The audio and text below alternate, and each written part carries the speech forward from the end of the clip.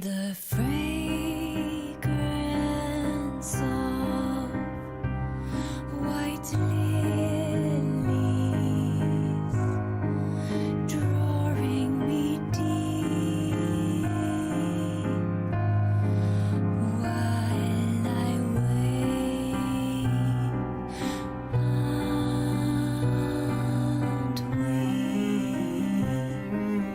we won't accept that you're gone.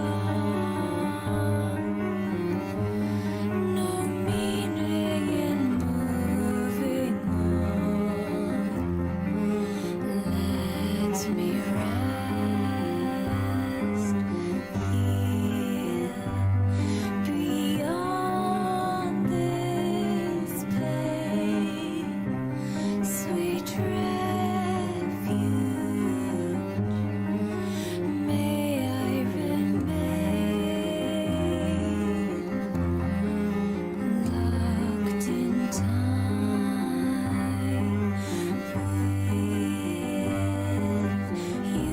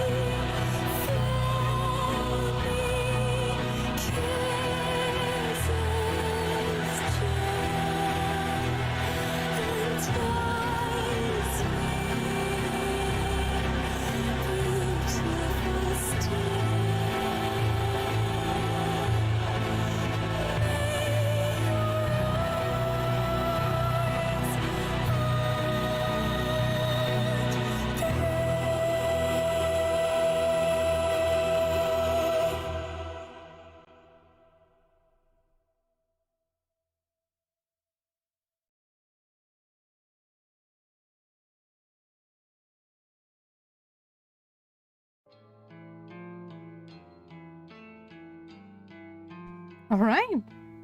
Hey, that was an interesting intro for sure. If it's anything to go by, off of, I'm curious as to what to expect. And quality-wise, I have nothing to complain about. The singing was nice. Alright, so I was planning to just, you know, stream for an hour, maybe two. Because A, it's super hot outside still. I didn't get enough sleep. I'm super tired and I just didn't know what to stream. So I was like, alright, let's look into this game that I had downloaded like ages ago. But never got around to playing for myself. And was like, okay, you know what? We played the Nonary Games, at least the first one. Why not go for another visual novel style game in the form of Corpse Factory? There's voice acting, so I don't have to strain my voice too much. Ah, lucky me. And the story, as far as I've seen, looks interesting. So let's hop right in, shall we?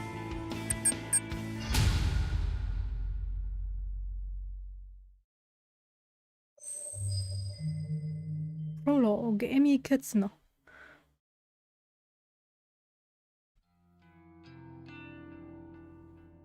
June 12th, Friday morning. I know those bitches have been talking about me behind my back. They flash those fake smiles when I walk past.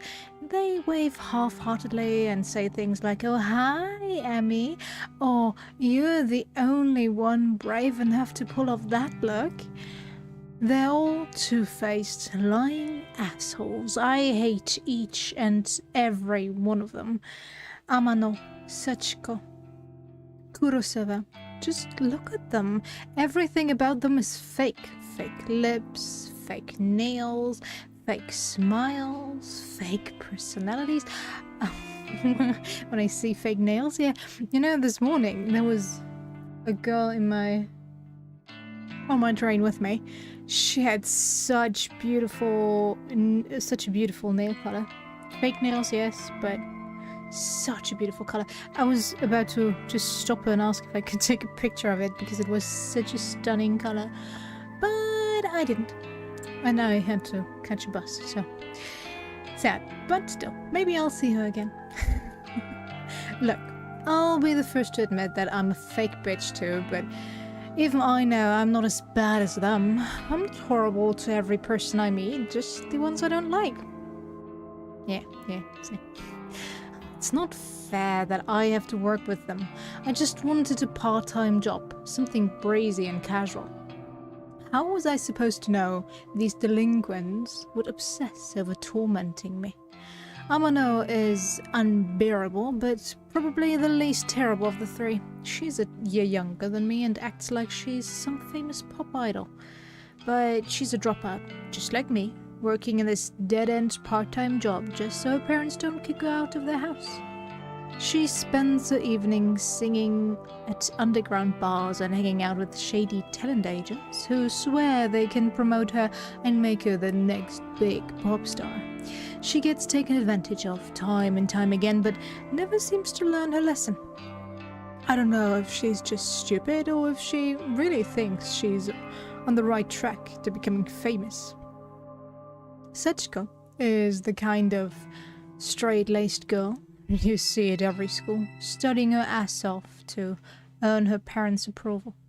The type of girl, why is girl in a different color than the rest, that always has the best grades but never really has any friends.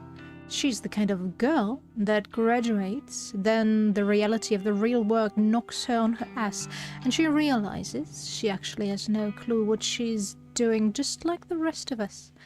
So she settles for the first crappy job she can find, and then suddenly it's 3 years later and she's still slaving away for asshole managers just to make ends meet. Ah, yeah.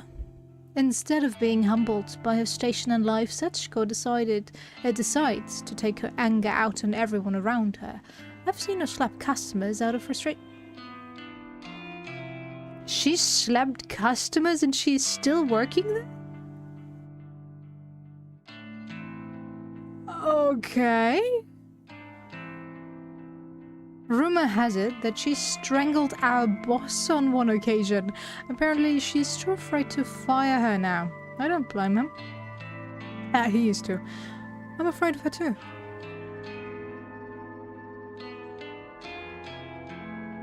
Okay. Get a restraining order or something.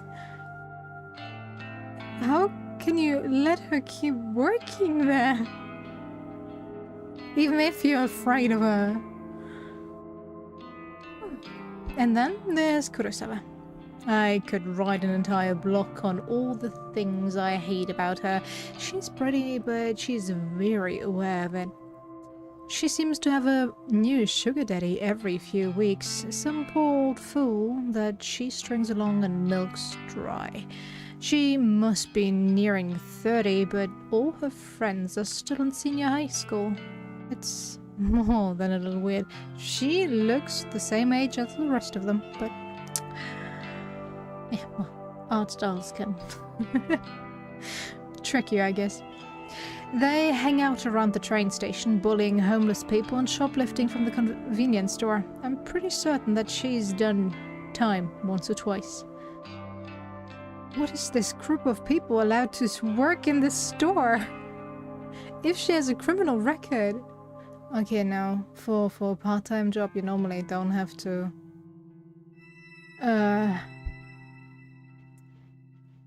reveal your police record, but still... Shouldn't... Who's hiring these people? Shouldn't they run at least some kind of background check? Especially if they are apparently this obvious about it. Okay, whatever. Kurosawa is just an all-round terrible person. She makes Amano and Sachiko look like saints in comparison. Honestly, I couldn't ask for a worse group of co-workers. Yes? For sure? I am still wondering how this store is even able to operate. But, okay. Finally, there's me. Yes? What did you do? Amy Katsuno. A university dropout, part-time cashier, and up to my ears in debt. I live in a small apartment in a bad neighborhood just to keep my head above water. My apartment building is filled with deadbeats, loan sharks, junkies, perverts, you name it. What is with these different colors for random words? We have girl name, and I think there was something else before I didn't pay attention to. By some miracle, I managed to snatch up the best apartment, the worst building. Although, then the place is nice, the rent is questionably low. I'm fully expecting the landlord to wander in one day and demand more money. Or murder me. I'm constantly worried about money. Worried about my safety. Worried about what the hell I'm supposed to be doing with my life. As if that wasn't bad enough, I have to work 4 days a week with 3 worst girls I have ever met in my life. Today is no different from any other day. Amano greets me at the door, her disgustingly puffy and pouty lips pulled back in a half snarl, half smile. I can smell the sickly sweet scent of too much lip gloss from 10 feet away. Oh, hi, Emmy. You're late again, you know. Hi, Amano. Bitch. Yeah, sorry. Just let me past. I'll go clock in. Whatever. Kurosawa wants to see you. Can you, just go see her? Fine. Amano walks off. I look around for Kurosawa. The stale stench of cigarette smoke eventually overwhelms the lingering scent of lip gloss in the air and leads me to her location. You wanted me? I don't understand anything in this store. How is she allowed to smoke indoors? Inside the store? Or is that... I'm gonna guess that it's a lollipop or some... What are they called? Forgot. But... Still... Katsuno, I need you to process a big refund. Don't mess it up, okay? It's for a regular customer. Why didn't you do that if you were there? Okay, I can do that. What am I refunding? There's a bunch of shirts on the counter. Just ring them up and refund them for cash. You can leave the money in the envelope under the register. Okay. Are we gonna get blamed for money going missing? Fine, I'll take care of it. Thanks. I'm going for a smoke break. I decide to clock in before processing the refund. I won't be paid for the shift if the company doesn't know I came into work. I go behind the counter and retrieve the sign-in booklet. I flip to today's date and fill in my details. Done and done. The shirts that Kurosawa mentioned are lying half-assertly over the counter. I pick them up and scan each one. They're not cheap. The first rings up at 11,000 yen and the next is 13,000. There are 6 shirts all up, each one a little more expensive than the last. They don't look worn and the tags are intact. I'm supposed to ask for a receipt or proof of purchase before making a refund, but the customer is obviously not here. Besides, the request came directly from Kurosawa, my superior, so I can't exactly refuse. The refund goes through the system successfully and the cash drawer opens up. I count out the correct amount of money in 10,000 yen bills, then pop an elastic band around the cash and put it in an envelope. I also print a copy of the refund receipt and slip it in with the cash. Job done. I slide the envelope back under the register and lean against the counter. Surveying the store, I can see that there aren't any customers around. It's still early in the morning after all. We don't usually get much business until around lunchtime. I hover around the register for a while, biting my nails and staring at the clock to pass time.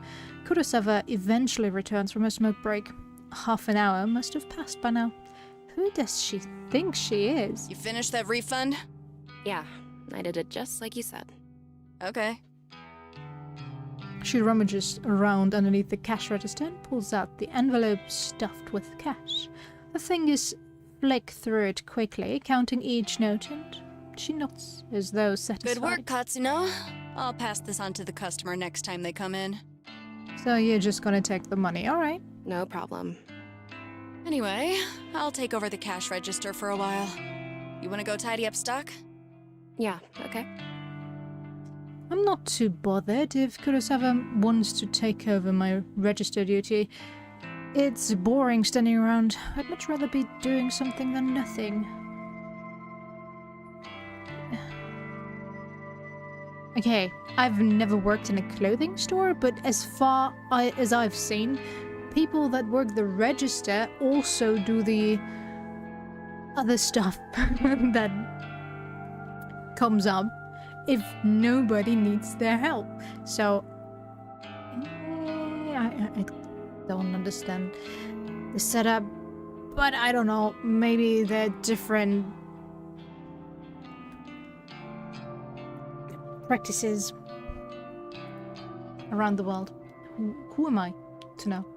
As I head towards a rack of untidy jackets, Sachiko bumps into me. Sorry, I didn't see you there.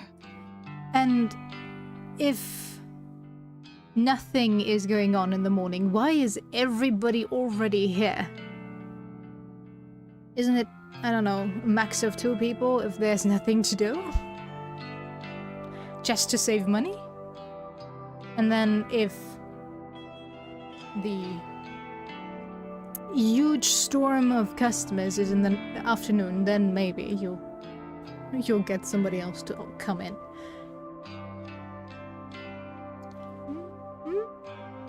But okay, whatever. Sorry?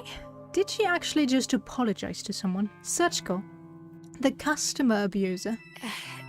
That's fine. You okay? She looks tired. I haven't been sleeping real well. I'm just tired, that's all. Good job, artist. She really does look tired. Well, get some rest, I guess. Thanks. Look, while I've got you here, I know I haven't really been easy to get along with lately. I've got my own personal issues, but that's no reason to take it out on you and the other girls. Can't believe what I'm hearing here. Sachiko has had a change of heart. So I'm resigning as of today. I don't deserve this job. I wanted to apologize and make sure there's no bad blood between us. Okay. Sachiko. I don't know what to say. I never expected this from you. You don't really expect anything from anyone else. Working with you, judging by your introduction of these girls. Yeah. If you're resigning, do you have another job lined up? No, not yet, but I need to work on myself first. I have a lot to think about. Aww. Well, I mean, as long as you're sure about this. I am. In that case, then thank you for apologizing.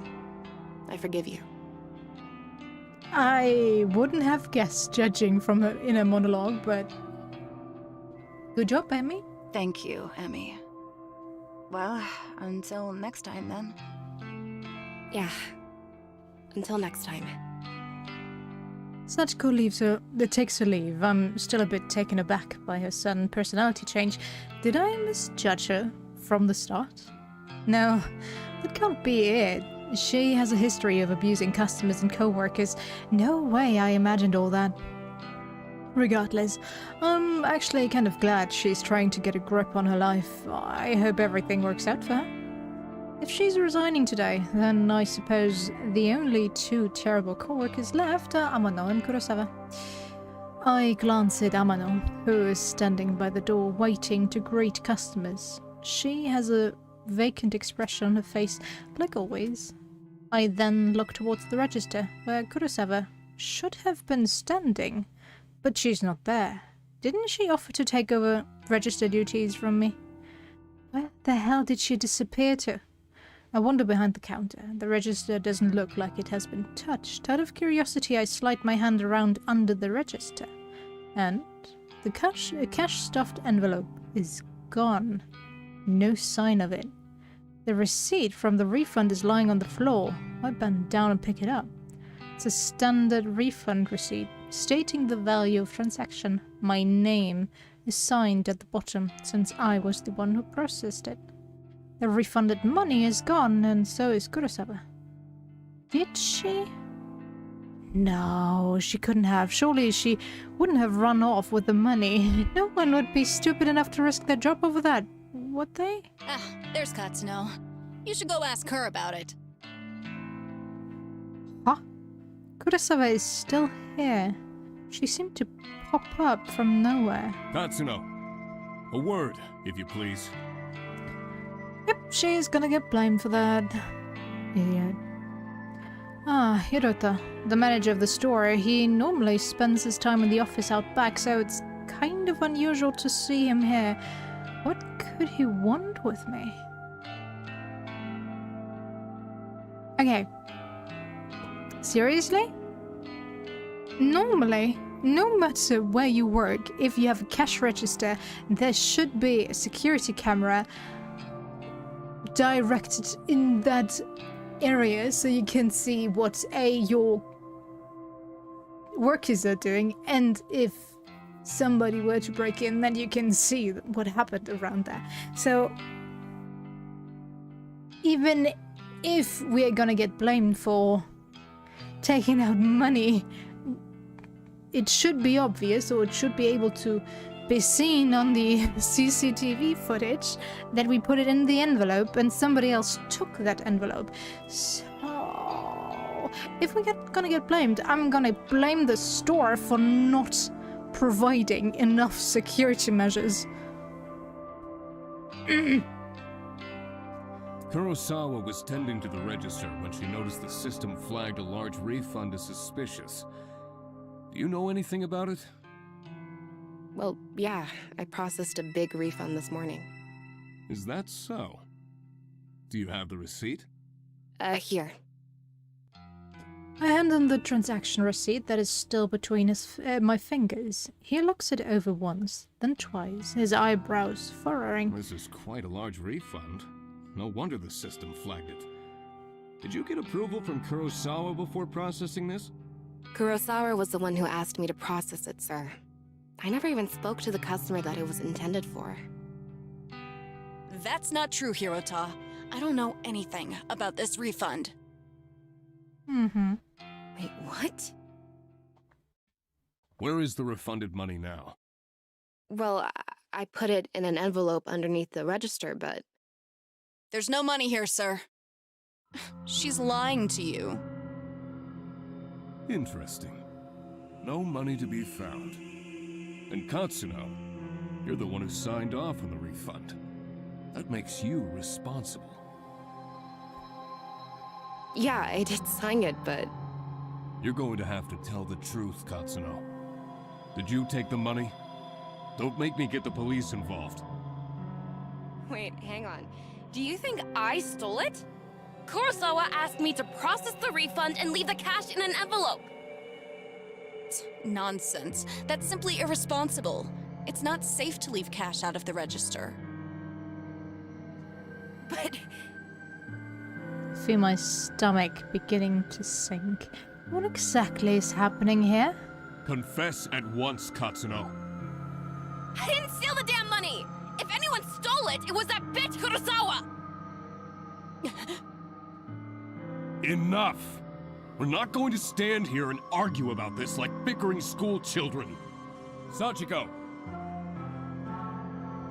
Like a serpent slinking out of the shadows, Sachiko slides beside Hirota. Yeah, Sirota? Did you witness Katsuno take an envelope of cash from the register? Oh, yes, sir. Just this morning. She acted like she was processing a refund, then pocketed the cash. I meant to bring it to your attention sooner, but...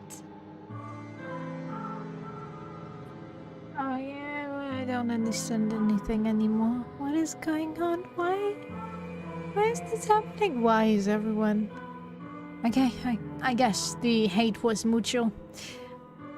Sachiko, that bitch.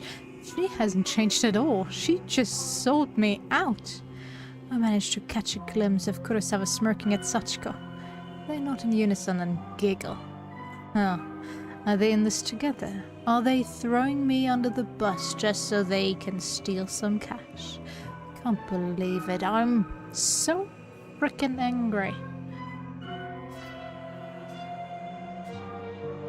Okay, we didn't leave the store.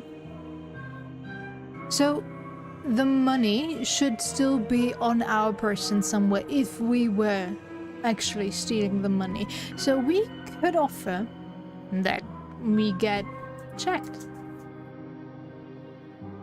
And it looks like we are wearing shorts or something like that, if I saw that correctly. So there's not much where we could hide anything.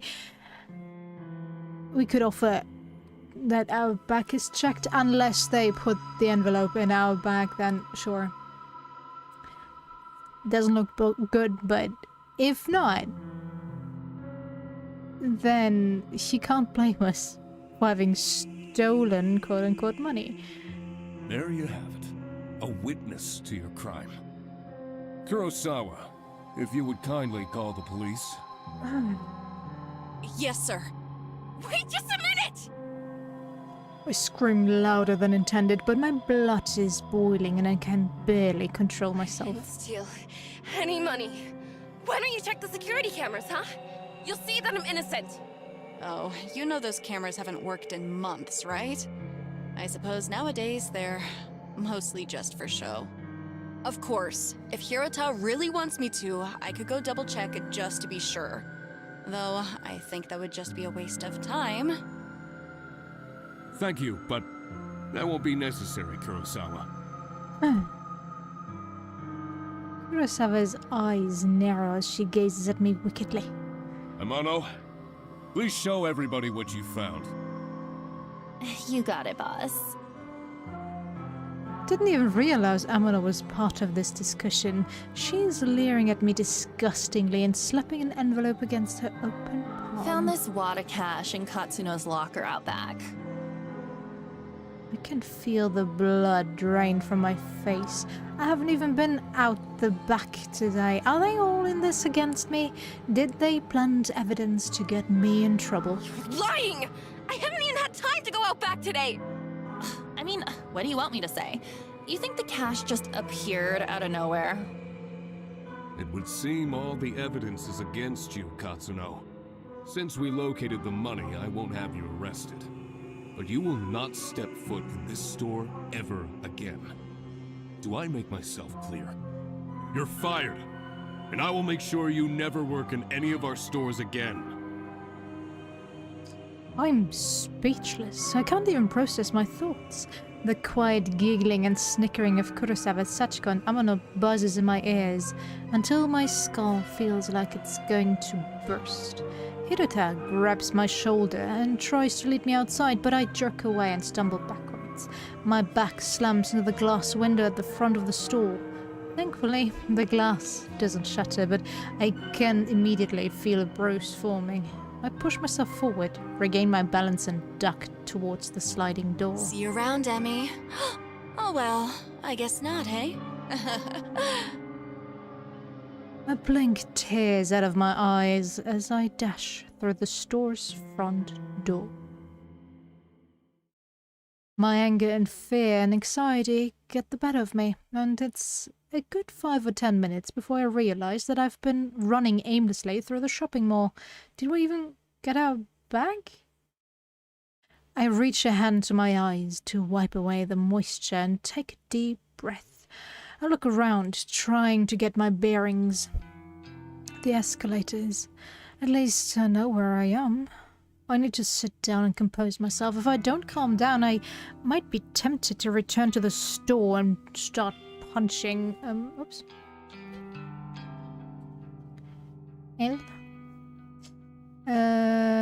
Start punching those 3 absolute assholes. With my head down, I blindly charge towards a small seating area. Watch out! I collide with somebody in front of me. Without thinking, I scream out in anger. Watch where you're going! Sorry. Wait, this girl. I know her from somewhere. Katsuno? Is that you? Huh? I know you. Have we met? Yes, of course. We graduated from senior high school together. Remember? Apparently not, so sorry about that. Did we? Senior high school was more than a year ago. Feels like a different lifetime. How does she expect me to remember that? Maybe. Yeah, you're Sato, right? Aoi Sato? That's me. You do remember. Well, kinda. Sorry. I've had a crappy day. I just got fired, so I'm not thinking straight. You got fired. I'm really sorry.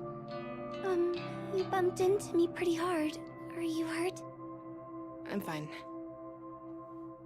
Aoi is rubbing her arm tenderly. I figure I must have injured her, but I'm really not in the mood to stand here and apologize to some old acquaintance. Dude, you just bitched all about your co-workers who apparently were pretty much doing the same. And now you're all like, yeah, well, I don't have the time or the mood to apologize for something you're clearly at fault for. Sure, there are always two people in a collision, but you didn't pay attention. You immediately screamed at her, so I don't know, just say, hey, I'm sorry, I bumped into you, hope I didn't hurt you. I just don't have the energy right now to deal with anything. If anything pops up, if you have any problems, here's my number, bye. I don't know. Don't just be like, yeah, I don't want to apologize. What? I have to go. Excuse me. Oh, okay. I push past Aoi. Unexpectedly, the shy and spineless girl grabs my arm and stops me from leaving. Her grip is surprisingly strong. Katsuno? You said that you just got fired. Is that true? Wait, yeah, I'm pissed off about it. Tell me what happened. Why are you so interested? I just thought maybe I could help is all. Whatever. You can't help. Some bitch set me up. She stole a bunch of money and made me take the fall. I see. Are we done here? Can I leave now? Sorry for keeping you. Yeah, okay. Once again, I turn to leave, but Aoi's next words managed to catch my interest. You know, if someone got you fired, there is a way you could get revenge. Revenge? What is this girl on about? Does she have some way for me to get back at Kurosawa? What am I thinking? I can't even step foot back in the store. My chance to get any kind of justice just doesn't exist. Hi, Xerox.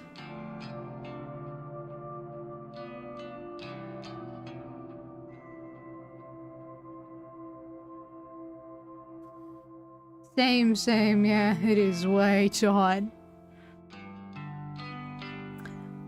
Thankfully, the company I work with has some working ACs around. So during the day it was alright, but going home was just a pain. It was so hot. And then I had to immediately go out with the dogs and pure torture. Especially after I got so used to have around 20 degrees and now it's suddenly 30 plus. Sorry. Nevertheless, I hope you have the energy to be a bit productive if you want to. If not, I hope you enjoy whatever you're doing other than sleeping.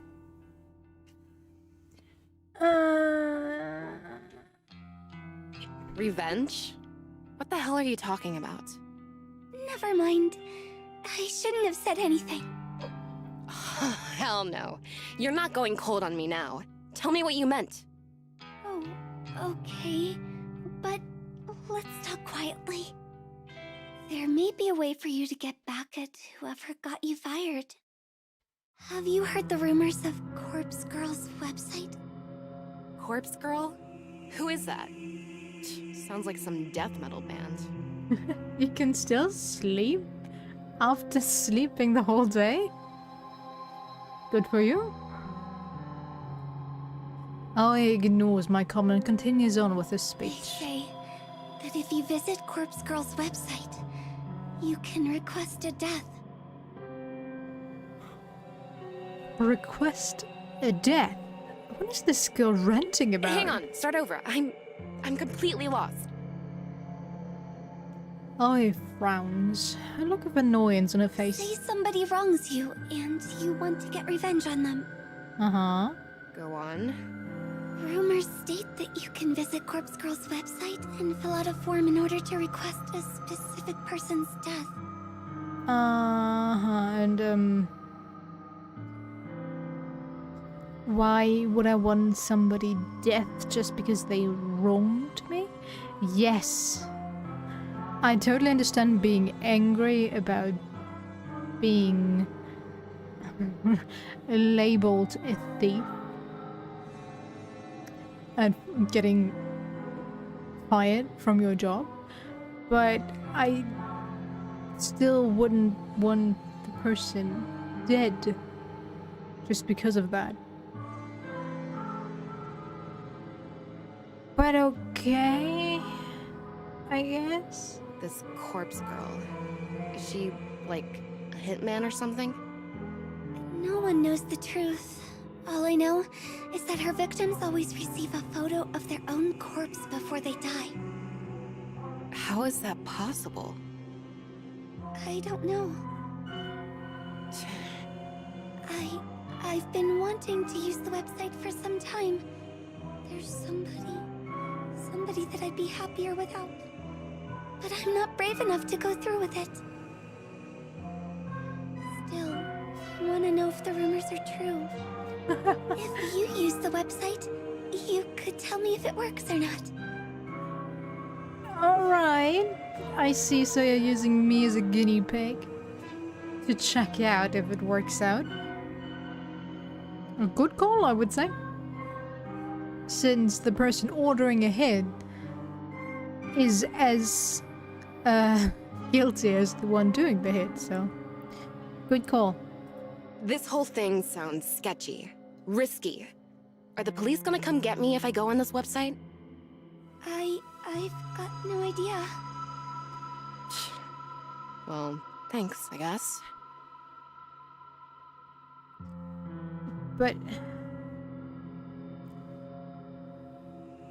this Corpse Girl's website doesn't seem to be on the dark web, and with the dark web I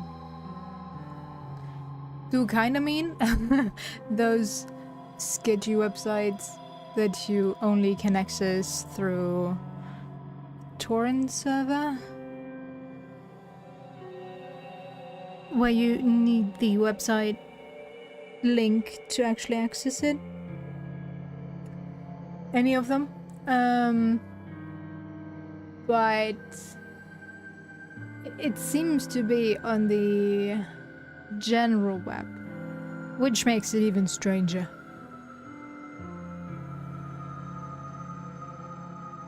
Like, the dark web doesn't necessarily mean sketchy websites. It's also websites that are not available, or mean websites that are not available to the general public.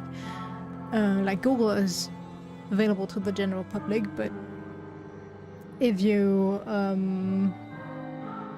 take some of those scientific websites or search engines and stuff, you need the link for those to access them. They're not available to the general public. So yeah, stuff like that is also the dark web. But yeah, it still seems to be on the lighter side. If it is so well known around the general public. I don't know if it's well known though, so who knows, but it's super sketchy. I wouldn't go there. For sure not. And hey, I wouldn't want anybody dead just for getting me fired.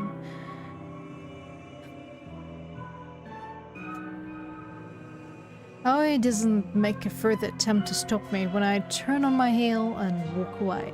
I don't know what to make of a suggestion. Can such a website even exist? The ability to request to death just sounds so unbelievable. And yet, I find myself unable to get the possibilities out of my mind as I make my way towards the train station. Corpse Girl, a website tailored for revenge. I could drop in Kurosawa, Serchko, Amano. If I could remain anonymous, then no matter what happens, whatever fate befalls those girls, it couldn't be traced back to me. Somebody's an idiot. I started to wonder if ordering the deaths of a few girls simply because they got me fired is a little extreme. Thank you. Although they're not exactly saints. They're closer to human garbage. More than anything else. I already lost hope in her again. They've always been hostile towards me. I'd probably be doing the world a favor if I had them all killed.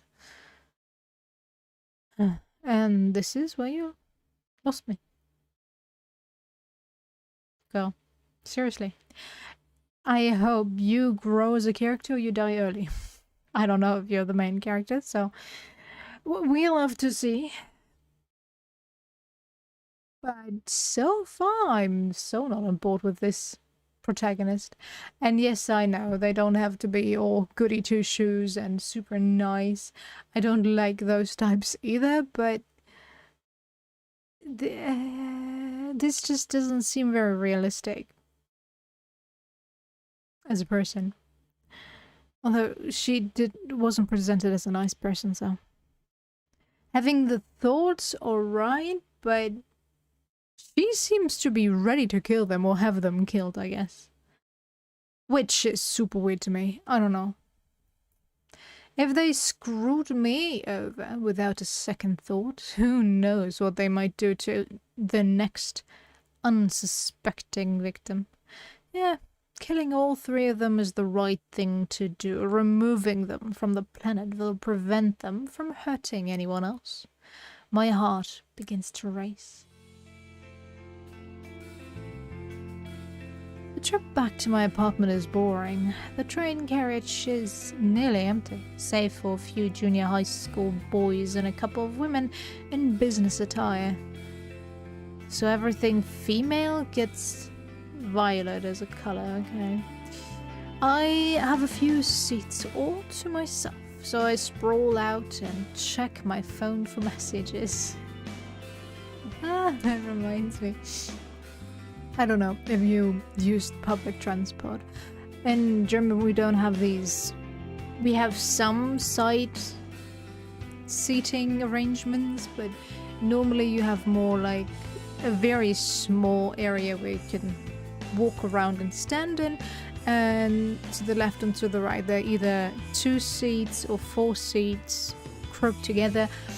And one time I was sitting in one of these 4-seat corners. I was like, alright, my bag goes there, my jacket goes there, and I think I had something else that goes there. The train was almost empty, so I could do that, but it felt so evil. I was very small at the time, but still, it felt nice. And at the same time, it felt wrong, and it was just the perfect kind of bad girl action that I could muster. I'm not a very bad girl, I guess, so Sorry about that. When I feel confident that no one is in the carriage is watching me, I decide to search for the Corpse Girl website. I don't exactly know how easy it will be to find. Maybe I should have asked Aoi for the address. Well, a quick search shouldn't be too hard. I begin to type. Corpse Girl's website. A few results pop up on my screen, but none seem relevant. There are links to funeral services and anime fan sites, but nothing really matches what I'm looking for. Maybe this was a bad idea. I should probably delete my search history. Maybe just one more search. Corpse Girl, request, death. Oh yeah, why don't you just...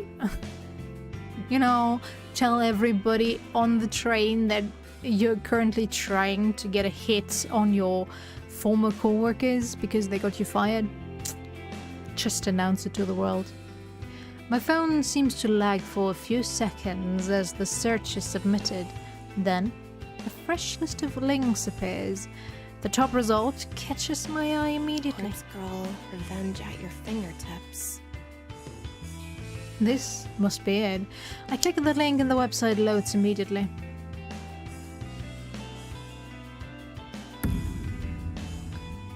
The website is simple. There's a freaky little dancing girl at the top of the screen who looks too happy to belong on such a website.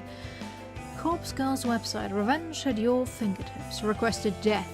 Fill out your victim's information and upload a photo of them.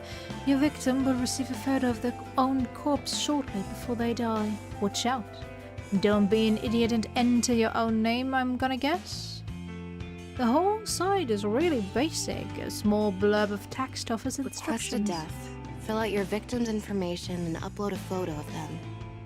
Your victim will receive a photo of their own corpse shortly before they die. Watch out. Don't be an idiot and enter your own information, or you will be cursed. What the hell? Is this site actually for real? I start to wonder if I should go through with this. There's very little useful information on the site. I mean, it does say requested death, but come on, is someone actually going to go out and kill the person I choose? And how on earth can someone receive a photo of their own corpse before they're actually dead? That just doesn't make any sense. My heart suddenly skips a beat and I nearly drop my phone when it buzzes at me. Thank God. It's just a text message. An unknown number. That's never a good thing. Wait a minute, there's a photo attached. Who would be sending me a photo from an unknown number? My curiosity gets the better of me and I open the message. Kurosawa, you frickin' bitch. I knew it. I knew she set me up and Amano and Sachiko were in on it. Too. They made me process a fake refund to get cash out of the register so that my name would be on the transaction. And all for what? A bit of cash? They'd have to split 3 ways? Wasn't the money returned though? How did she get that money? I would forward this picture to my manager. Or former manager, I would say. I must say, in this case, I guess. And be like, so? Was it the right choice after all? Kurosawa, I'll kill you! I'll kill you! Okay. Chill, relax, girl. That's why they want to tease you. Okay, teasing is a bit much. Wrong word for this, but because you react this emotionally to everything they do, they act the way they do. A few of the junior high school boys nearby look at me with worried expressions, but I don't give a damn. I'm angry. I'm furious. Kurosawa is going to pay. I close Kurosawa's message and return to the Corpse Girl's website. It's clear what has to be done. I'm going to request Kurosawa's death. I read the website instructions read the website's instruction one more time to make sure I haven't missed anything important. Enter the victim's phone number. Upload a photo of the victim. Okay, she's broken. I can't believe it. Kurosawa just signed her own death sentence. She sent me a photo of herself and her phone number was included with the message. I fill in the phone number and upload the photo, my hands trembling the whole time. My thumb hovers over the submit button. I feel a chill down my spine. My face turns pale and I immediately feel cold and clammy. Is Kurosawa really going to die if I use this website? Or is this all a sick hoax? I run through the possible outcomes in my head. First possibility, nothing happens and Kurosawa is none the wiser. Second possibility, Kurosawa gets pranked by whoever's running this website. Maybe the administrator gets a kick from tormenting people. Kurosawa might just receive some spam text or something like that. Third possibility, Kurosawa dies. She gets murdered. Or some elaborate scheme is concocted to make her die accidentally. Maybe truck on Kun hits her and she gets transmigrated. My lips curl into a frenzied smile. I like the third possibility the most. Okay, is she really the main character? I don't want to. I slam my thumb down and smash the submit button. Prepare for the end. Kurosawa.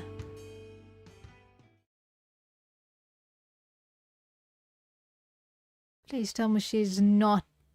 June 12th, Friday evening. She's not the main character, please. When I get home, I can barely contain my nervousness. I'm shaking as I open the door to my apartment.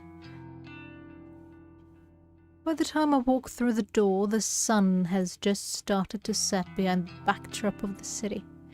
Even though it's not dark yet, I'm feeling physically and mentally drained. The drama at work this morning, the taunting laugh of Kurosawa. I feel exhausted, like I just want to crawl into bed and sleep. Despite my dipping energy levels, I can't extinguish the burning question flickering within my mind like a candle flame. How will I know when or if Kurosawa is dead? Will Corpse Girl's website notify me? No, of course not. I didn't give any of my personal information to the site. The entire thing was anonymous. And it's not like I can visit the store tomorrow and see if she comes into work. I'll be kicked out as soon as I show my face. So, what do I do? That's it. I whip my phone out of my purse and open Noise, a social network app that all my co-workers are connected to. Kurosawa, Sachiko, Amano, and I are all in this group chat labeled Work Life. We use the chat to swap shifts with each other and complain about the boss. Just as I was hoping, I haven't been kicked out from the group yet. I swipe through the list of chat members and tap on Kurosawa's profile. Last online, 1 hour ago. Perfect! If I use this app... Didn't mean to. Go back. If I use this app, I can keep an eye on when Kurosawa is active. She only has to be using her phone for Noise to detect that she's online. She doesn't necessarily have to be using Noise itself. Okay. What kind of privacy invading app is that? It's the best way I can think of to monitor if she's still alive or not. It will do for now, at least. I wonder why Kurosawa sent me that photo of herself via regular text message instead of through Noise. Maybe she thought she could be busted for it if someone got into her Noise profile? Who knows what that girl was thinking. Regardless, I'm thankful she made such a stupid mistake. I wouldn't have obtained her phone number if she had decided to message me through Noise instead. After all, Noise is strictly an online service, no need for phone numbers. Come to think of it, where did she get my phone number from? Well, no matter. It worked out in the end. I slumped down on the couch in front of the TV and keep my phone firmly gripped in one hand, my knuckles whitening. I start to bite my nails on my other hand out of anxiety in an attempt to distract myself or switch the TV on and stream some stupid reality shows. The distraction hardly works and I find myself instinctively glancing at my phone every couple of minutes, waiting for any kind of update on Kurosawa's online status. The evening passes slowly.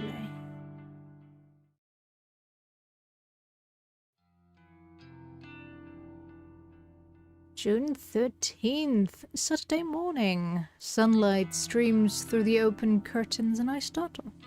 Did I fall asleep on the couch? I wipe my mouth with my sleeve, cleaning off a trickle of drool from my chin. My phone is still in one hand and I quickly check it. I tap the fingerprint-smeared screen, but it's not responding. The battery died. I must have fallen asleep and left the screen on all night.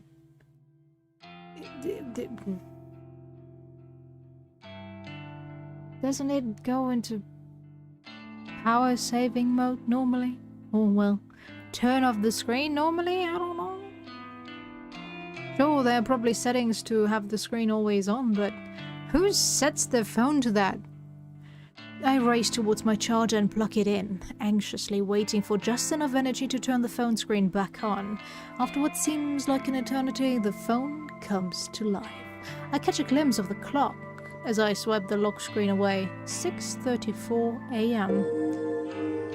I open up Noise as quickly as I can and flick through Kurosawa's profile. The profile is private. You are not connected to this person. Damn it! She blocked me! I frantically navigate to the group chat only to find that I've been kicked out. Damn it! Damn it! What can I do now? I've got no way of knowing whether Kurosawa is still alive. I slam my phone down in frustration and it vibrates in retaliation. Huh? Another text message. I blink a couple of times. Who would be texting me at this hour? It might be Kurosawa again, trying to rub my face in her victory. But, well, if that's the case, at least I would know that she's still alive. I hesitantly pick my phone up again and open the messages. There's no text, just a photo attached.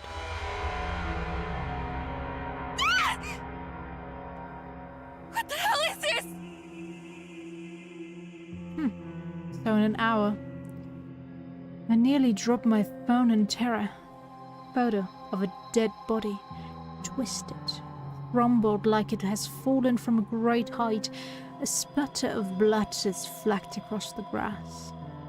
It's hard to make out the details of the person. Dirty blonde hair, familiar clothes, smudged makeup. How is that a dirty blonde? I'm a dirty blonde, but this is a beautiful blonde. What? This dead body. Is it supposed to be me? There can be no mistaking it. Without a doubt, this is a picture of my own corpse. I shriek again, unable to process what I'm seeing. I'm so entranced by the battered corpse that it takes me a minute to notice the timestamp in the corner of the photo. It's today's date, but something is off. The time says 7:28 a.m. That's about an hour from now. I shiver involuntarily and feel the sickening sensation of bile rising in my throat. This photo. Is this a prediction of my death? Am I going to die within the hour? And then, the truth hits me harder than my face hits the ground in this grisly photo. When you request a death on Corpse Girl's website, your victim receives a photo of their own corpse before they die. Before they die. Can't look at it anymore. I throw my phone to the side and curl up on the floor. Did Corpse Girl send this to me? And how? How did somebody get a photo of my corpse? A photo that is seemingly from the future? It's impossible. It has to be a hoax, some trick, some psycho tormenting me. Yeah, that's all it is. Someone is messing with me.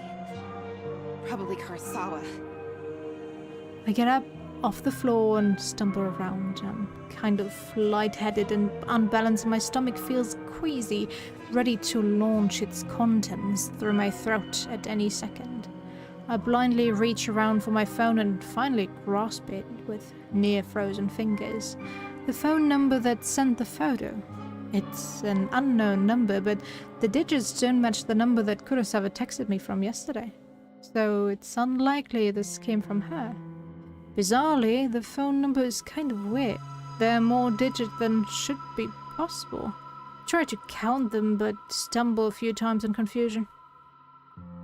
I eventually conclude the number has 18 digits. Way too many. In addition, the phone number seems to repeat digits a lot. 666 33 666 22 666 44 666. 666, the number of the beast.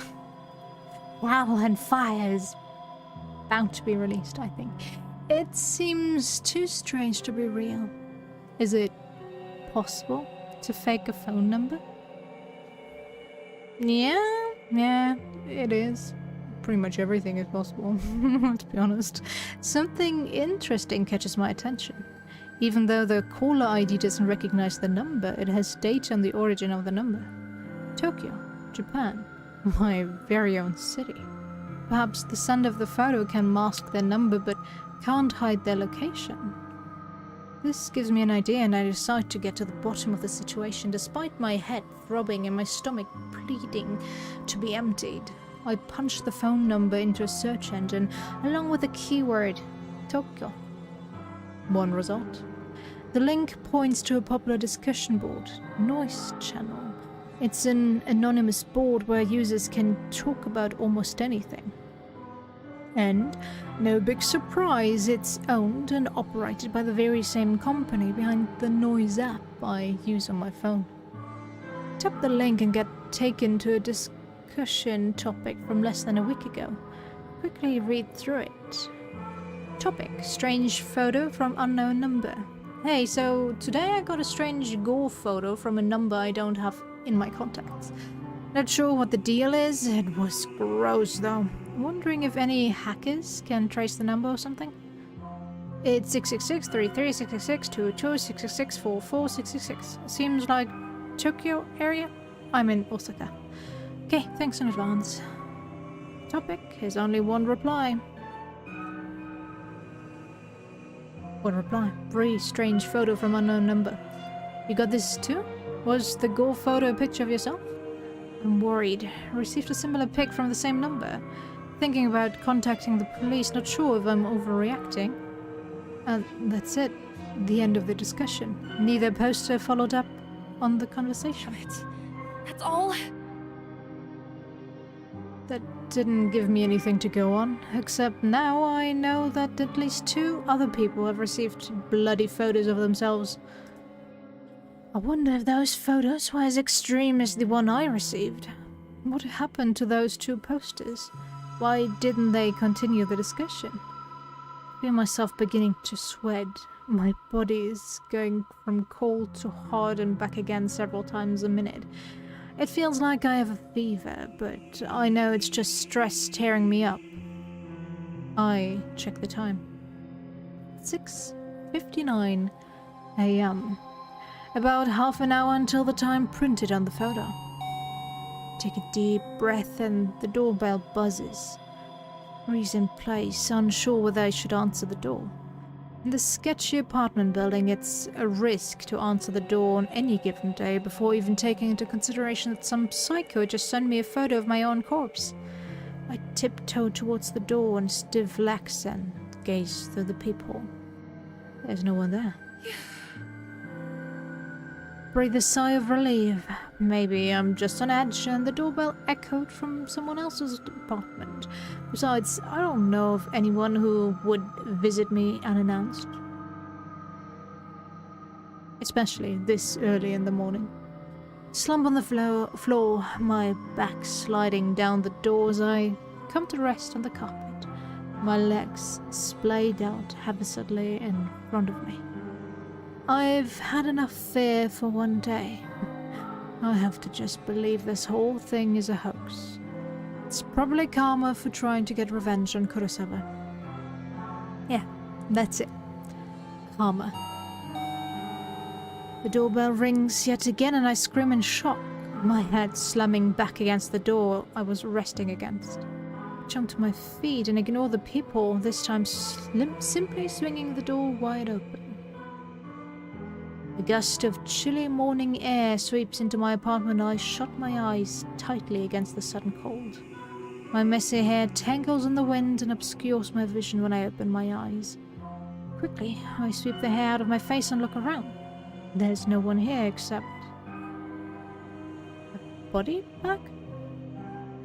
A metal trolley is blocking the walkway in front of my door. A stark white bag about the size of a human body rests atop the trolley.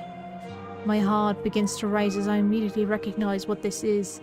On TV, they always show these trolleys used in morgues to cart dead bodies around. Dead bodies. The vomit that has been trying to escape my body all morning finally finds its way out of my mouth. I retch and heave in the doorway until nothing is left inside my belly except the stinging stomach acid that threatens to burn through its fleshy container. The stench wafting from the trolley is overwhelming, pinching my nostrils closed. Does little more than trap the horrific odor inside my own skull, and I gag and sputter involuntarily. My hand reaches forward, as though controlled by some being other than myself. I can't pull it back, and I can't prevent my fingers from grasping the zipper tag attached to the front of the body bag. I unzip the bag.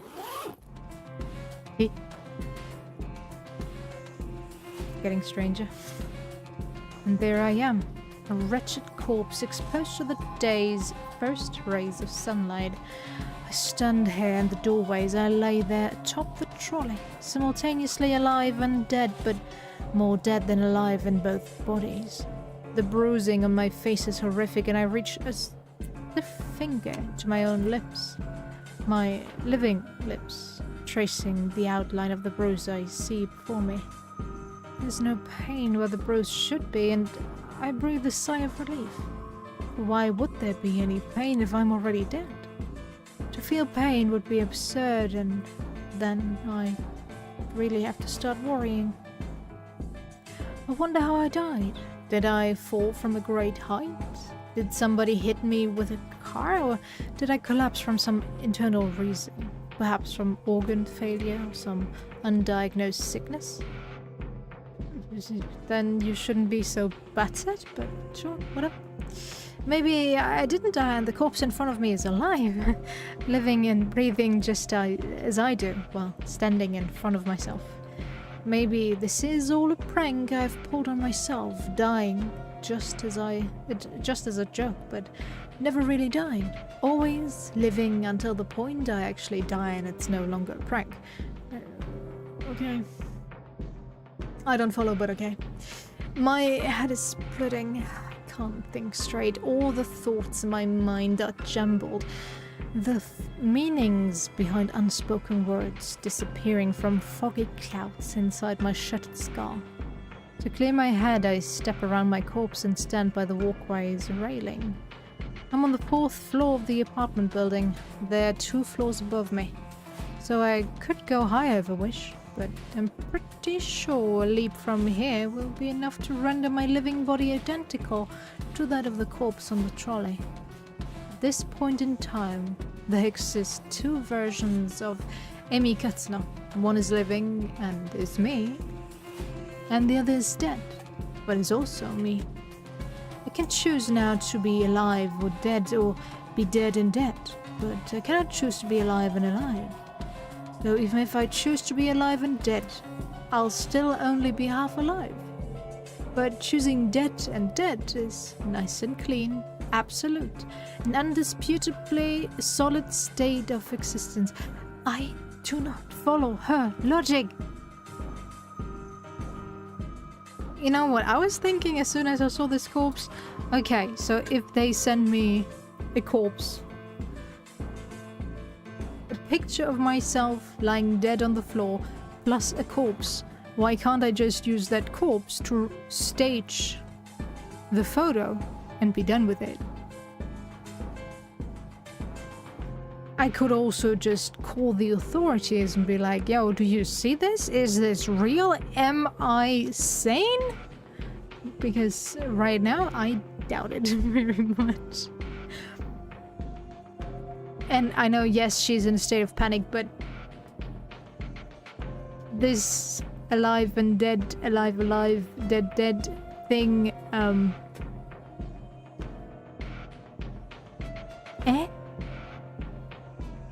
I grab the cool steel handrail and lean over the walkway, my hair whipping against my face thanks to the relentless wind. 4 stories below me is a small courtyard, paved with concrete and decorated with occasional shrub or flower bed. I missed the concrete by about 2 feet. Dirt sprays up into the air as my nose is crushed under my own body weight. Think about that photo Kurosawa sent me, with her smug smile and her hands full of stolen money. My teeth grind into my tongue and sever it, but it doesn't manage to escape my closed mouth. My mind wanders and settles on Corpse Girl's website. What was all that about, anyway? As far as I know, nothing happened when I submitted Kurosawa's details. Maybe Kurosawa found the website as well and submitted my details first. I guess Corpse Girl got me. Well played, Kurosawa. I think I can taste blood in my mouth, but it feels just... It might just be a memory from some other point in my lifetime. A blinking light from a nearby parked car kind of irritates me, but then my vision turns black. A blue or black, and my only concern is how I'll never truly know what.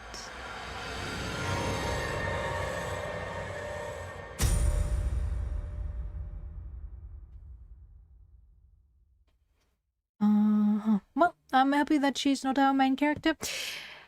Still weird. Super weird. Prologue, clear. Act 1, Noriko Kurosawa. 3 weeks earlier.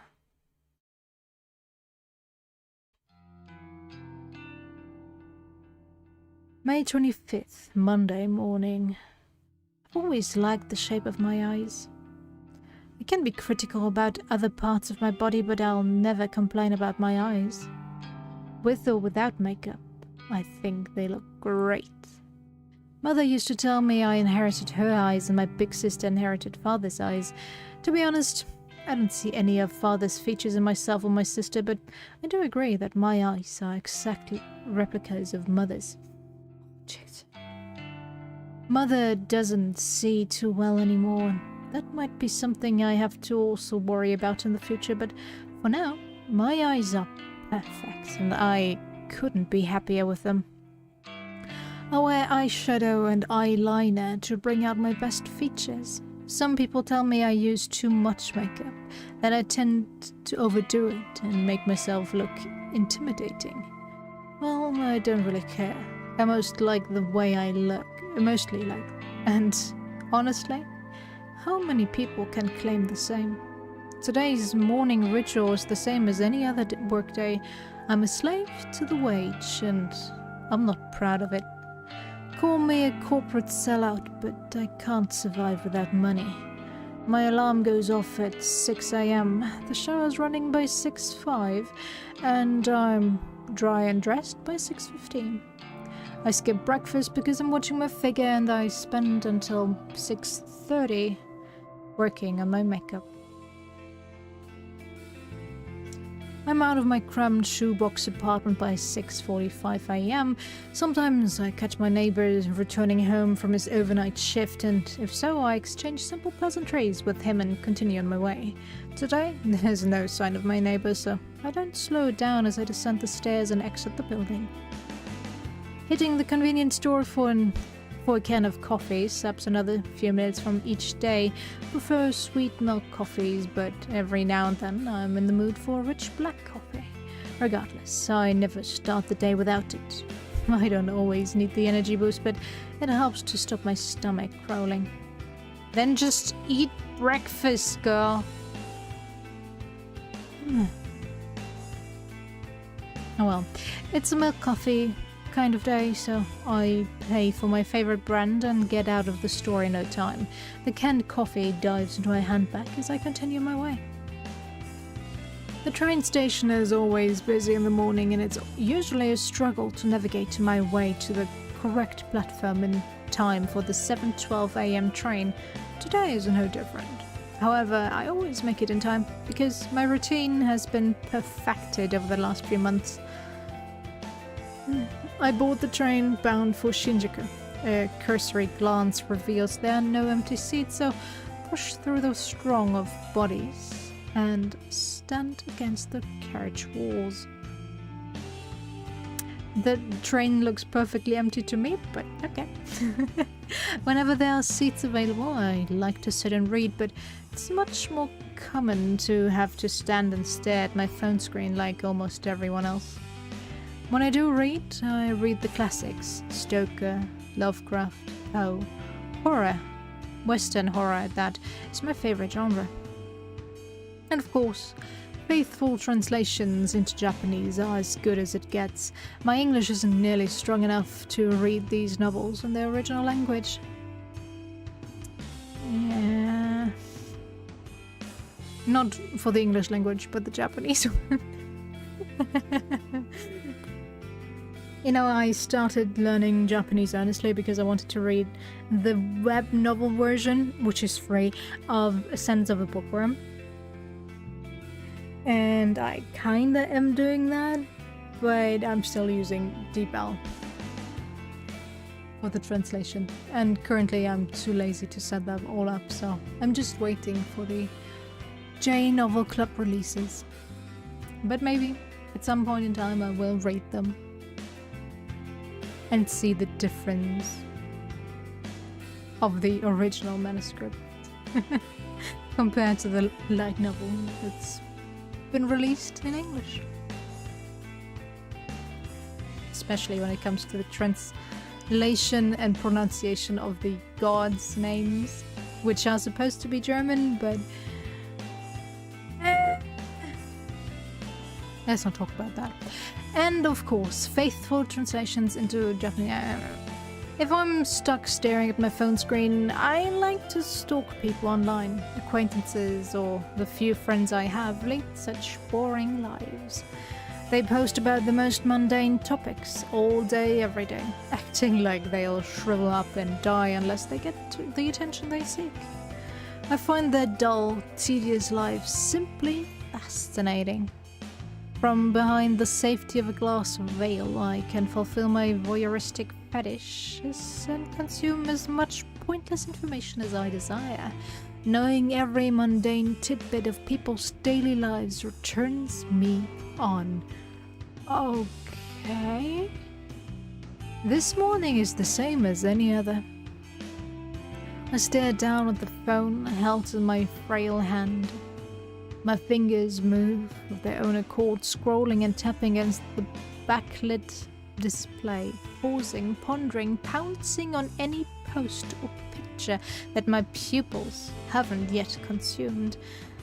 Standing in the train carriage, packed to the gills with people, I can't help but feel my face getting flushed and my steamy breath escaping my lips.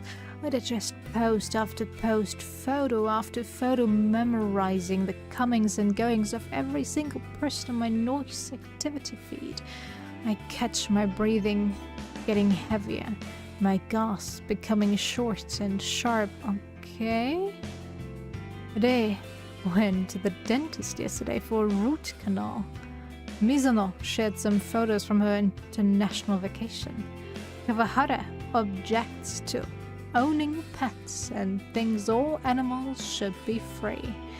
My cheeks glow crimson. My chest begins rising and falling quickly. Oh, girl, you need help. I clutch the collar of my shirt, knuckles whitening, knees shaking. A few people in the carriage start to move away from me, but I barely notice them. My fingers keep scrolling and I hit the jackpot. A new post from a co-worker of mine, Tomoe Watanabe. She's a girl. The type with the heavy fake tan, bleach blonde hair and questionable clothes. I hate her, but I love her posts. This morning's update reads, Tomomo. 53 minutes ago. Just found this Corpse Girl website. Such fake bull.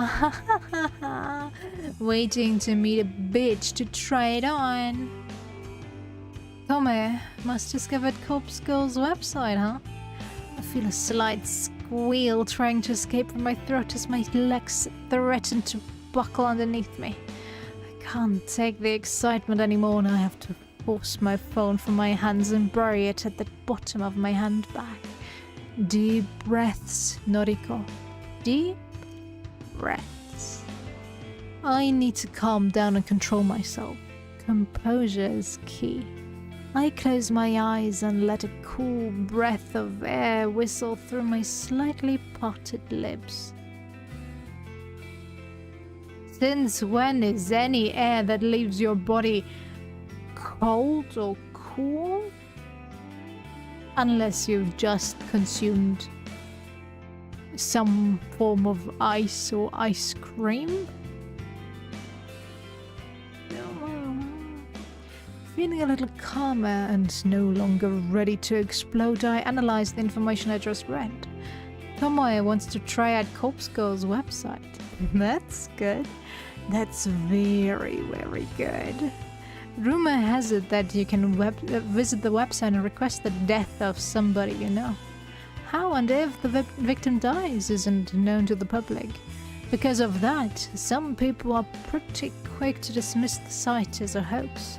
However, the most interesting part isn't how or if the victim dies, but rather what happens to the victim before they die. Supposedly, the victim will receive a photo of their own corpse. How this photo exists before the victim's life is snuffed out isn't public knowledge, but the thought of this phenomena occurring is utterly intriguing. Nevertheless, the site has been gaining popularity lately, at least in certain corners of the internet. Message boards like Noise Channel and other similar sites have picked up on the rumors and like to exaggerate the website's authenticity. The fact that someone like Tomoe, a rather dense, dim-witted individual, has discovered the website means that it's actually more well known than I previously thought. It means that people are actually talking about it outside of the internet. Chances are good that Tomoe will want to try it out and request the death of someone in the office. A co-worker. Me, perhaps. She hates my guts as much as I hate hers. Finally, something exciting is going to happen in our dull workplace. The next station is Shinjuku. The doors on the right side will open. Please change here for the Chuo line, the Shonan Shinjuku line, the Saikyo line. As the automated announcement reads through a list of connecting train lines, I get ready to disembark.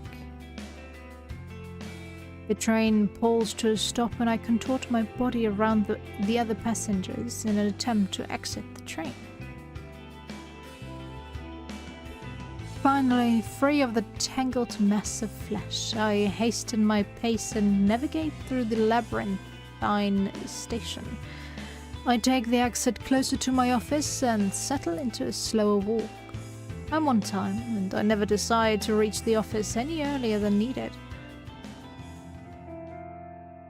It doesn't take long for the looming office tower to enter my field of vision. 32 stories of office space all crammed into one sleek, slim tower. The name Temujin is stamped across the structure in gigantic block letters. If you're looking for this building in Shinjuku, you can't possibly miss it. Temujin carries the title of Japan's third biggest banking corporation. It's a gigantic company with other branches in Kyoto, Osaka, Sapporo, Fukuoka, and a dozen smaller cities I don't even remember. I've worked here for close to 3 months now. Not a long time in the grand scheme of things. That said, I'm only a temp, and all I do is data entry.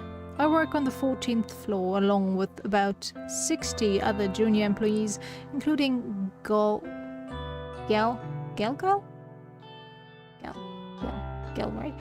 Tome Watanabe. I don't speak to many of my coworkers. That's the way I like it. That's the way I like it. Ooh. When I reach the building, I enter through the gigantic double sliding doors and find myself in the familiar lobby. Comfortable couches line the walls circling a reception desk. 4 large elevators are tucked away in a nook behind the reception desk. It's already busy this morning, though to be fair, this place is packed all the time. I avoid the crowds of sharply dressed business people, feeling a little out of place in my semi-formal shirt and skirt. Same! Although, the company I'm working for isn't too strict when it comes to dress codes. Still, my kind of boss always comes dressed in a dress shirt and stuff, and I'm there in my t-shirt and the pants. I feel like, yeah, I'm just not gonna go for my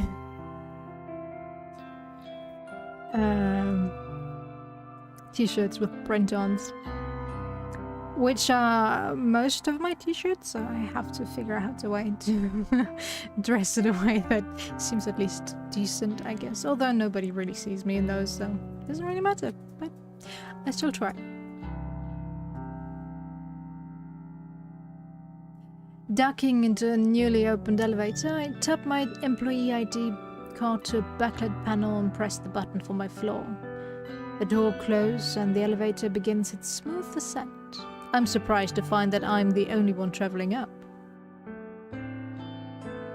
I reach my floor and listen to the soothing chime as the doors open, revealing the open layout office before me. The static drone of workplace space noise fills my ears.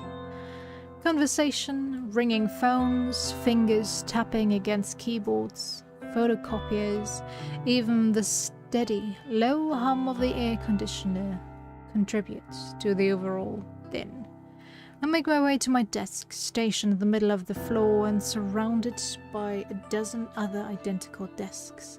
As I walk, somebody taps me on the shoulder. Good morning, gently. Kurosawa. He looks like he's a high schooler still. But okay. Shinya Fujikawa, my senior, though he's really only a couple of months older than me. He's worked here for a whole year after taking an internship straight out of senior high school. He's not an intern anymore, though I'm not quite sure of his job title. Morning, Fujikawa. Okay. How was your commute this morning? Fine. Same as usual. That's good to hear. Did you read any of your novels? Ah. He's referring to the horror books I like to read. I can tell from his tone that he doesn't exactly approve of the subject matter. I've known Shinya since junior high. We go way back, but I couldn't exactly call us friends. I wouldn't. However, he's the one that landed me this job, even though it's just a temporary contract. I've always had the feeling that he's a bit sweet on me. I could be way off the mark, though. Well, I couldn't get a seat on the train today. Too hard to read while standing. Ah, that's a shame. You, still haven't accepted my, friend request, did you know?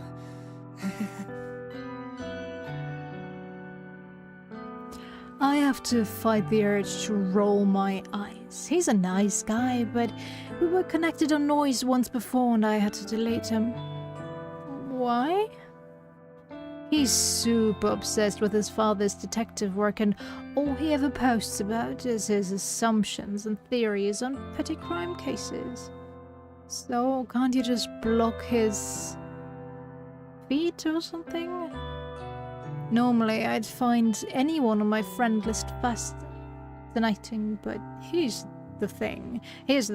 Shinya never posts about his personal life. All he writes are long-winded rants on boring cases. I don't understand the fascination with the boring personal life of people. Aren't those cases also kind of the personal life of people that, well, died? Oh. It's far beyond the amount of dullness even I can stand. I fish my phone out of my handbag and pretend that I'm looking at Noise. Oh, how about that? Looks like I don't have any incoming friend requests. I quickly dip my phone back into my bag. How peculiar. Well, I'll try and nudge again later. The poor guy. Sure, no problem. Well, anyway, I better get to it. Work hard today, okay? You got it. Shinya offers a formal bow and goes on his way. Before I can take a step towards my desk, a mocking voice whispers in my ear. How long are you gonna lead on sweet little Shinya? I shiver and find Tomoe Watanabe lurking right behind me, buzzing around my neck like an irritating mosquito. That poor boy really has the hots for you. When are you gonna tell him you're a cold-hearted psycho? Yep.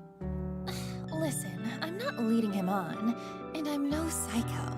You for sure are, though. Sounds like something a real psycho type would say, don't you reckon? Of course. This is none other than Gulk Girl Tomoe. The very same brain-dead moron who posted this morning about wanting to try Corpse Girl's website. She's the kind of person that likes to stir up trouble and instigate conflict. She's had her vacant eyes on me since the day I first stepped foot in the office. She loves to torment me any chance she gets. Maybe I rubbed her the wrong way somehow. I'm not sure what I ever did to her. Even though she's a data entry temp like me, she's worked here just a little longer than I have. Unfortunately, that means I have to defer to her as my superior in this professional environment. She knows as much and likes to take advantage of the fact as often as possible. It's funny, you know.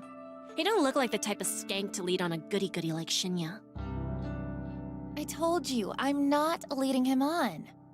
No. Well, if you're not interested, maybe I'll take him out this weekend and tongue him at the cinema. Go ahead. Gross. Do what you want, But I doubt he's into someone with your, looks. Oh, yeah? What would you know? You think he likes your flat chest, little Miss Gothic Lolita?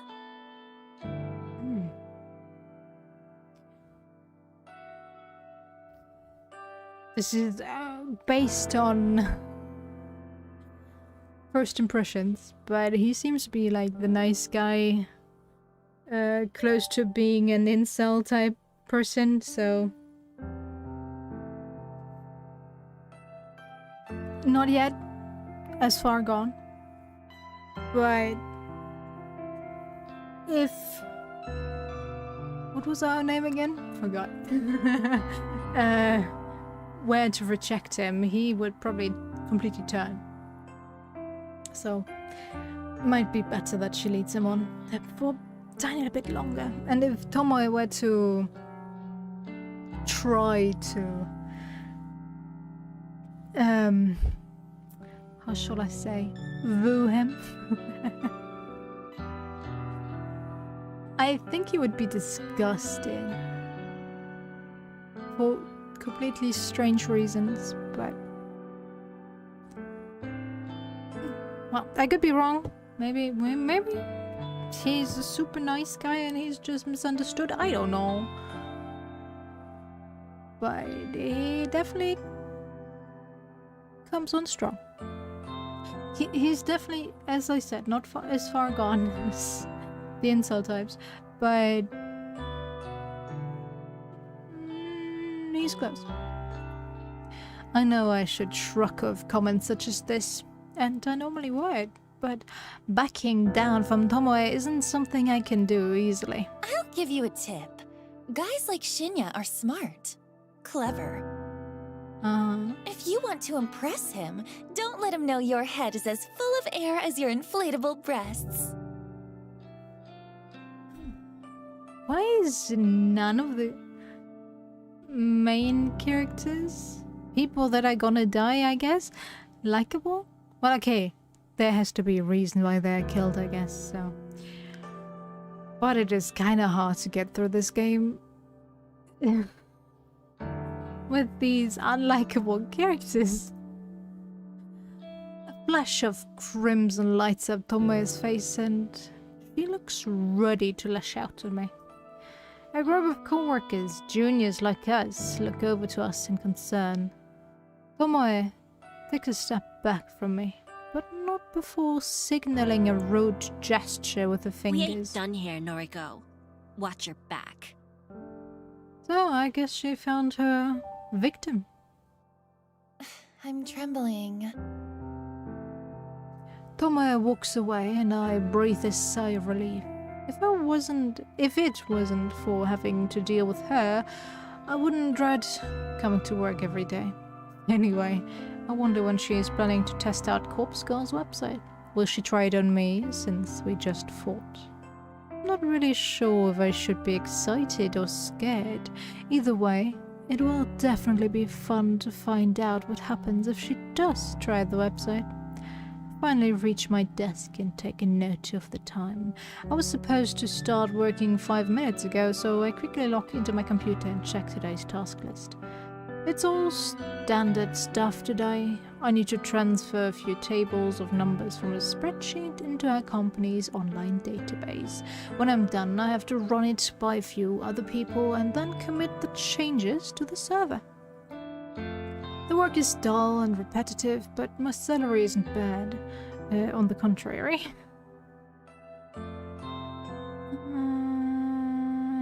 On the plus side, I get to wear headphones and listen to music while I work. I dip into my handbag and retrieve my headphones, my phone, and a can of milk coffee, as well as a handful of breath mints. Ah, okay. I was about to say you're not gonna drink the coffee and eat those breath mints at the same time now. I lay them all out on my desk neatly. I slip my headphones on, plug them into my phone, and hit play on my work playlist. Loud, symphonic metal lovingly thrashes my ears as I crack open the can of coffee and take a long sip. Okay, let's get started.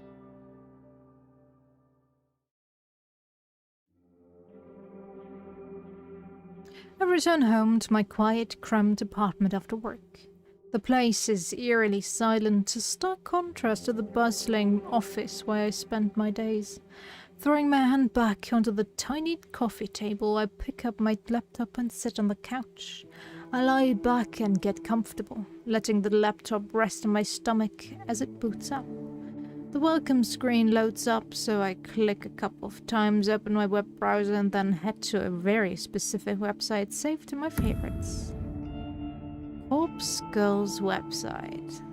A cute dancing zombie girl is animated at the top of the page, a peculiar irregularity that always makes me giggle. I noticed that the page view count at the bottom of the site is nearly the same as it was yesterday. There have been maybe 4 or 5 new visitors. I heave a sigh. Maybe the website isn't quite that well known after all. That begs the question, how did Tomoe discover it? Well, never mind that. My eyes scan the website's content. Requested death. Big bold letters headline the site. The intention couldn't be clearer. Further information on the site is sparse. Brief instructions tell the user to fill in the victim's phone number and upload a photo. Aside from that, there's not much else to mention. It doesn't even ask for a name. After scanning the site, I move my mouse to the browser's address bar and click. I type a / after the website's address and then add the word admin. I hit the enter key. A login page presents itself with empty username and password fields waiting to be filled in. My fingers tap dance around the keyboard, and within moments I'm presented with a brand new page. A blinking slab of text greets me. 1 new request. A crooked smile cracks my stony expression. Finally, somebody has requested a death. Somebody has asked me, Corpse Girl, to kill a victim. This is where things get exciting. I giggle and feel my cheeks flush red. This is the first request I've had for about a week. I've been logging in every evening, fingers crossed that somebody has selected a new victim for me. Today, my wish has come true. I can't help but feel emotional at a time like this. My lower lip trembles and I feel tears welling up. I dab the corners of my eyes gently to avoid smudging my makeup. As I hover my mouse cursor over the view request button, familiar and pleasant tingling sensation surges in my chest, my stomach, my thighs. I shiver with anticipation, my hot and steamy breath beginning to fog up and the laptop screen. I click the button. Request details. Today, 2:47 p.m. local time. Victim's phone. Downloading image attachment. Victim's photo automatically loads on my screen. The person in front of me is a total stranger, but that's okay. It doesn't change the task set out before me. A woman, rather plain, in her early 30s. She's well dressed, with minimal makeup, and she's not really putting her personality on display. It's a nice photo, better quality than some of the images I've received in the past. In fact, the photo looks like a corporate ID picture. I wonder if it was downloaded from a company database or website. Well, the source of the photo doesn't matter. The simple fact of the matter is that somebody has made a request for this person to die. It falls to me to fulfill that request, and as Corpse Girl, I take requests very, very seriously. I have the victim's photo and I have her phone number. All I need now is to select a way for her to meet her untimely demise. I've previously thought about including an extra field on my website, an option for the user to choose the way they want their victim to die. After all, it would reduce the amount of strain on my creativity if the method was decided for me. But after careful consideration, I decided against it. Some people are sick, twisted. The cause of death could be far beyond my means and impossible to achieve. Therefore, allowing the user to define the cause of death just isn't feasible. Instead, I'll stick to my current modus operandi. Everything depends on the quality of the victim's photo. If it's detailed and the victim's features are easily distinguishable, then I can be rather creative with the cause of death. Perhaps the victim's face suffers grotesque burns, or she has an iron stake thrust through her skull. However, if the victim's photo is low quality and doesn't provide enough detail to identify the subject, I have to resort to the default cause of death. A terrible, unlucky fall from a great height. Maybe she slips, or maybe someone stumbles into her and sends her tumbling over a rail. The end result will be the same: a swift, crushing death from on high. The victim will end up face down on the concrete, completely unrecognizable, save for her clothes and accessories. It's not my favorite cause of death, but in some cases it is necessary. Regardless, it is still a valid way to fulfill the request. For now, it's time to get started. I can barely contain my excitement. I squirm against the couch, crossing and uncrossing my legs in a vain attempt to dissipate the heat rising through my body. Taking a deep breath, I try to calm my nerves and get to work. The victim will receive a photo of her own corpse, timestamped with the date of her death. It's corpse girl's signature move, my calling card, if you will. Seeing an image of one's own disfigured corpse is sure to strike fear in one's heart, and that's precisely the reason I take this step, to make the victim panic and act rashly. First things first, I save the victim's photo to my laptop's hard drive, stored in a folder discreetly named System Files, hidden away in the root directory of my operating system, a password-encrypted directory, of course. Next, I open up my favorite image editing software and load the photo. Looking carefully at the detail in the pictures, I can see that this will be a work of art. I can really go to town with this request. I minimize the software, open my web browser, and access the particular website. Database of the deceased, the DD, as it's known on the dark web, my secret weapon, the ultimate resource for my work. The DD is a collection of countless high-resolution photographs of dead bodies. Murder victims, crime scenes, suicides. If somebody had died in one way or another, chances are good that some perverted individual has captured the moment in all its gory glory. Such valuable images are essential to my work. Using these photos as a base, I can edit my victim's details into the picture. My process is simple. I start by locating the perfect corpse photo. I search the database, and in less than 2 minutes I discover a disgustingly detailed photo of a woman with her entrails spilling from her stomach. Her face is blue, having suffocated before even having a chance to bleed to death. She's about the same age as my victim. She's of a similar height and build. Finding a photo that specifically, suits my victim's features is easy, thanks to the DD's excellent catalogue of tags and filters. I simply search for the keywords that match my victim's description and find a corpse that fits. Using this photo as a starting point, I digitally edit my victim's face onto the body. It's not some quick job that even a child can do.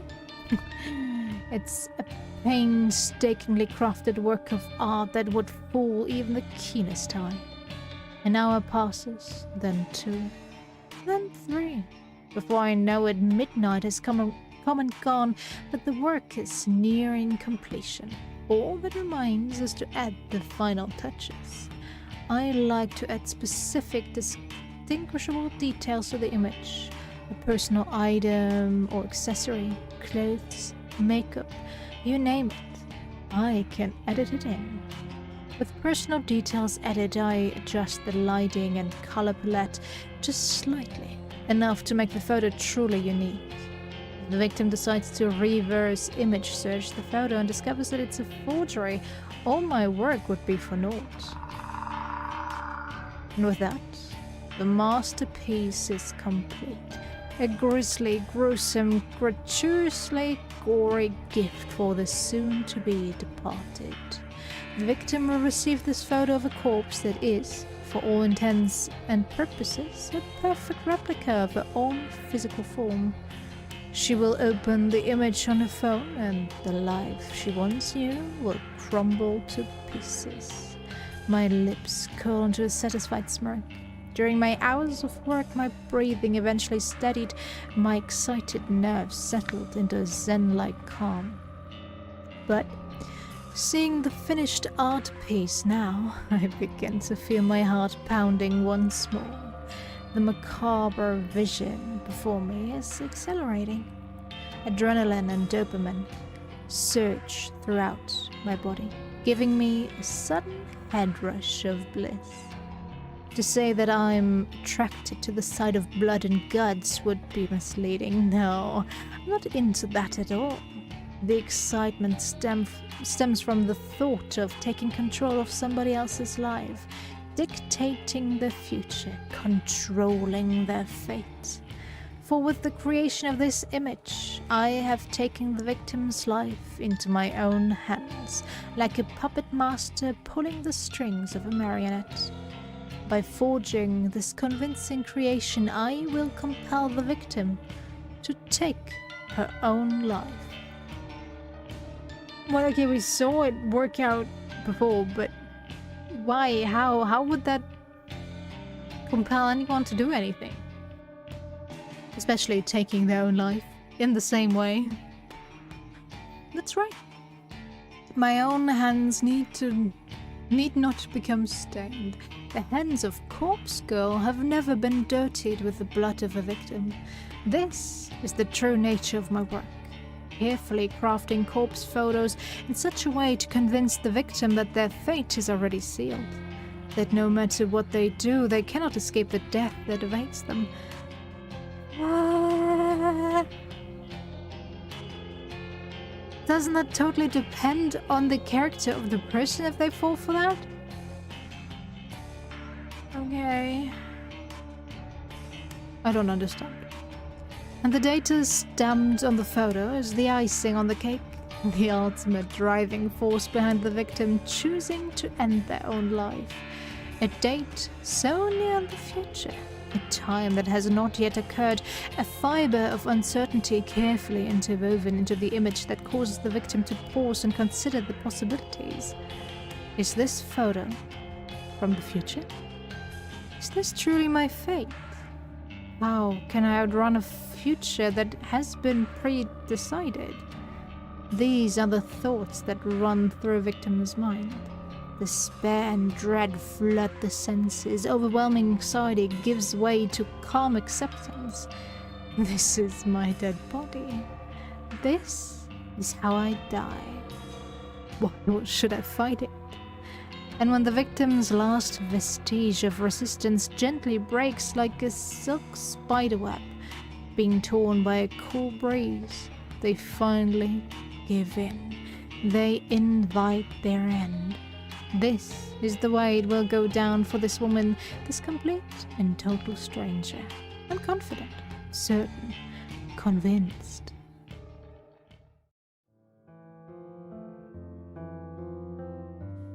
There was a sudden spark of inspiration that guided me to begin fabricating corpse photos about a year ago.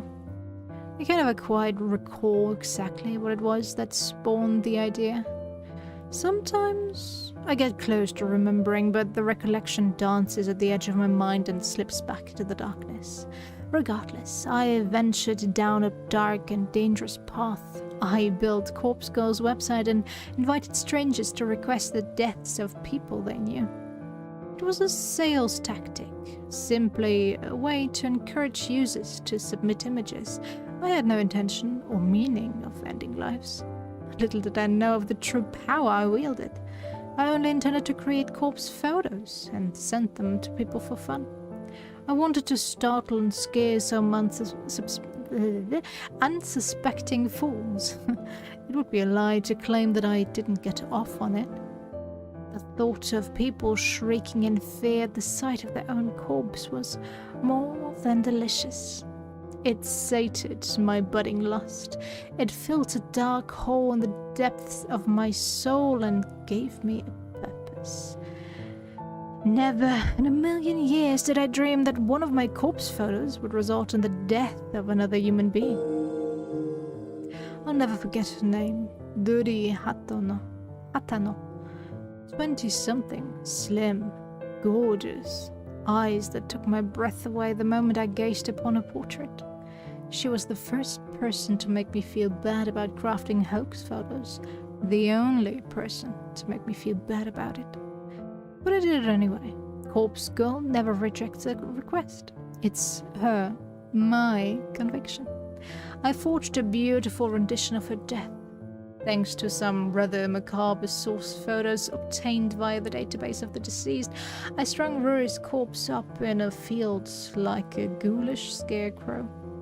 The photo was incredible. It was my 5th or 6th work, the 5th or 6th time a user of Corpse Girl's website requested a death.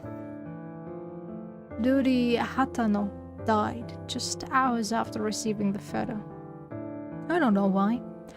I don't know if she killed herself or if someone murdered her, but I know one thing.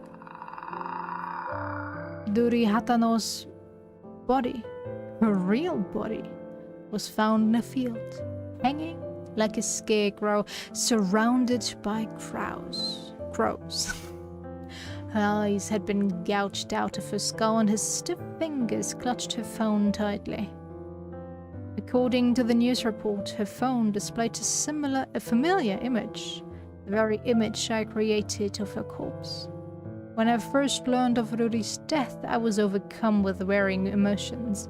I felt sick, elated, disgusted, overjoyed, depressed, aroused. Had I somehow caused her death? Was Corpse Girl responsible for taking a life? Even though my hands were stained with blood, I still felt responsible. A lurid truth descended upon me at that moment. Corpse Girl had the power to end lives, and the more I dwelt on that fact, the more obvious it became to me. I began to feel that power pulsing through my veins, thrumming in my blood as my heart pumped and pounded within my chest. I can't explain how the power works. No, and I don't know why I have it. But somehow, the corpse photos I create can compel a victim to end their own life or, well, compel someone else to end it for them. Duri died in the way that I envisioned. Her dead body matched the fake corpse photo I painstakingly crafted, and I didn't even have to leave the safety and comfort of my apartment to ensure her death. Corpse Girl's power is real, extraordinary, and I vow to exercise that power as frequently as possible. Okay. Duri Hatano died last year. Since then, I've been chasing that rush, that thrill that comes with snuffing out a soul. It wasn't hard to grow the popularity of Corpse Girl's website after that incident. Particularly dark corners of the internet gobbled up the news with enthusiasm, and the site saw an influx of new visitors.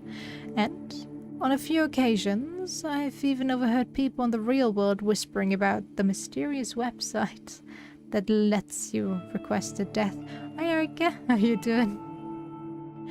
I've crafted corpse photos for dozens of requests. Each photo is more convincing and realistic than the last, thanks to my ever-evolving skills.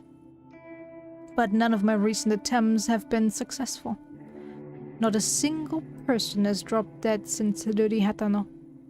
I'm beginning to wonder if Corpse Girl's power has fizzled out. Doing alright? Trying to find a point where I can end it. Since my voice is slowly dying, but other than that I'm doing alright. How about you? Is it as hot for you as it is for me? It is way too hot. It's still 28 degrees. It's not cooling down at all. Or perhaps I never had any power to begin with. Maybe Ruri's death was simply a fluke, a morbid coincidence. I've spent countless hours doubting myself, doubting Corpse Girl. Oh! Happy birthday! Oh yeah, I remember something. We forgot Nick's birthday. Or was he after you? I can't remember. Ooh, what's he making? Or do you not know? Is it a surprise dinner?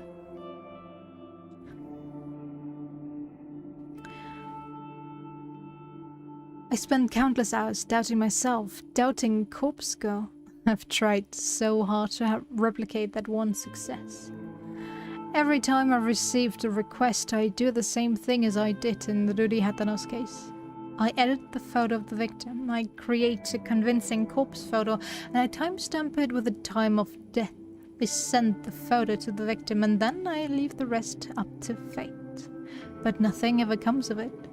I'm not so delusional to think that in normal circumstances a simple photo would be enough to convince someone to kill themselves, and even if that photo fell into someone else's hands, it wouldn't inspire them to go out and kill the victim.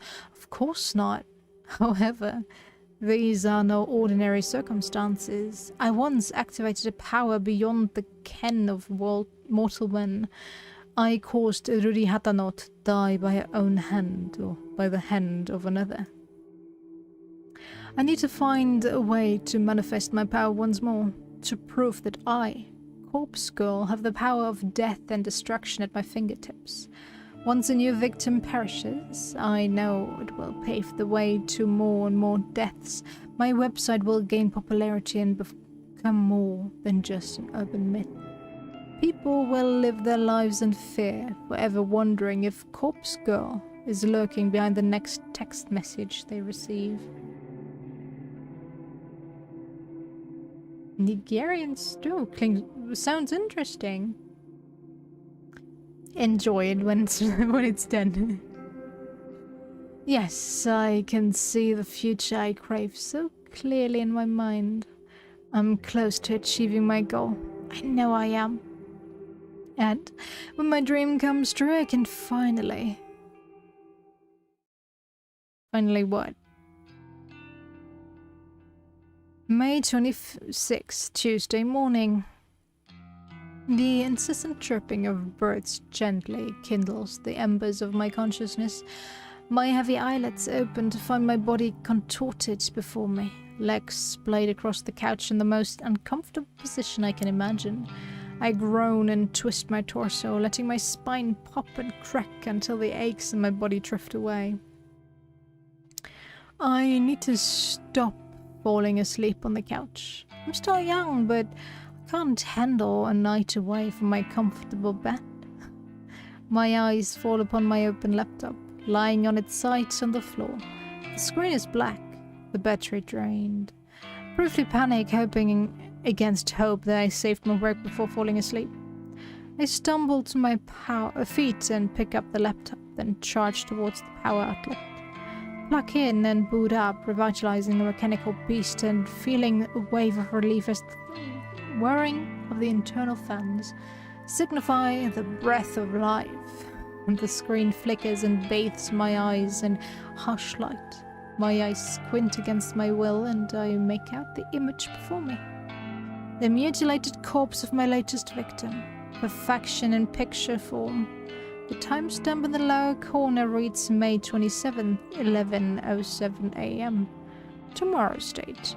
The photo is ready to be sent out. If I send it now, the victim will receive it immediately, notice the date, and realize that her death is imminent. It's time to set the wheels of demise in motion.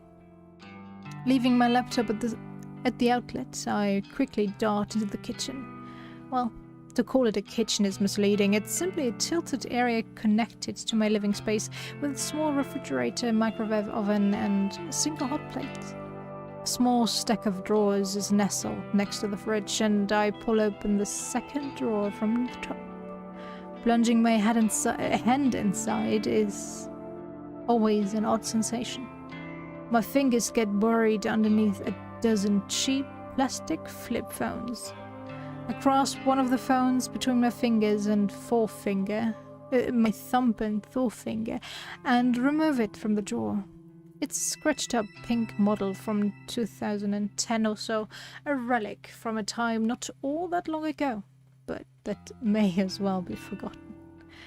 I flip the screen up and turn the device on, relieved to see this artifact still holds power. To be fair, I charged up all of these phones just a few weeks ago. But the fact they retain a charge after being inactive for so long is a testament to their engineering. In any shady line of work, these kinds of phones are referred to as burners. Cheap, disposable devices that are discarded as soon as their purpose is fulfilled. I acquire them by rather unsavory means, but that's neither here nor there. I use these phones to send out the photo I make. By doing this, I avoid using my personal phone and thus preventing anything from being traced back to me. When a photo has been sent, I keep the burner phone for 24 hours, just in case the victim sends a reply. I know I'd get a good laugh out of that. Of course, I don't keep the phone on my person. I store it in an old shed out the back of my apartment building. When 24 hours have passed, I remove the phone's SIM card, snap it in half, and discard it with the combustible trash. The phone itself gets smashed and trashed in the dumpsters outside a convenience store. I also delete the photos of my hard drive and clear my internet history.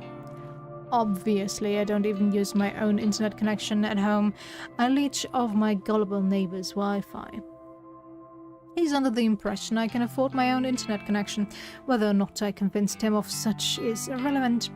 So he's happy to share I can't afford his connection with me. Should the police ever try to track my actions, they'll only be led straight to my neighbor. I've gone to great lengths to ensure my actions are untraceable.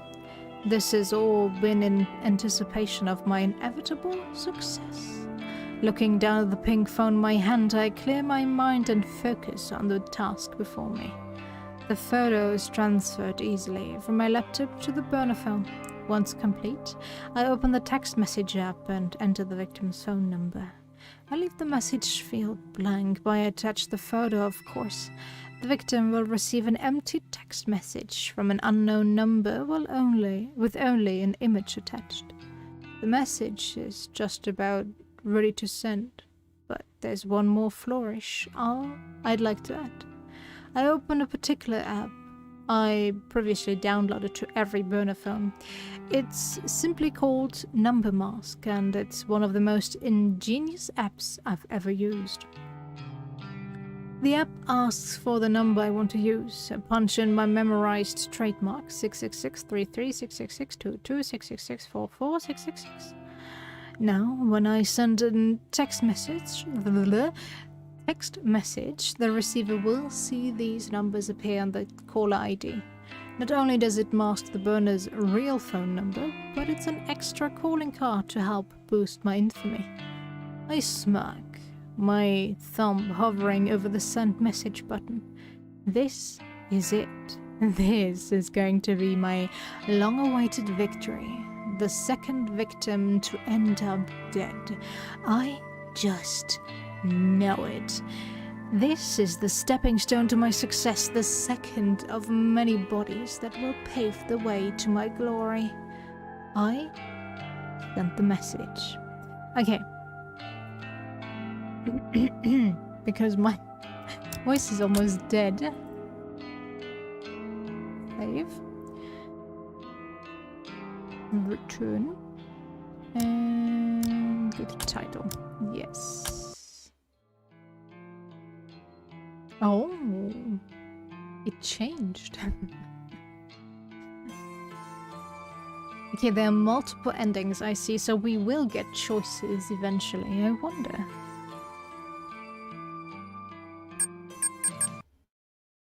The artwork's for the game show a guy as well, so in similar attire than our main girl here, our corpse girl. So I wonder. But well, we will figure that out eventually. Slowly making our way through this game.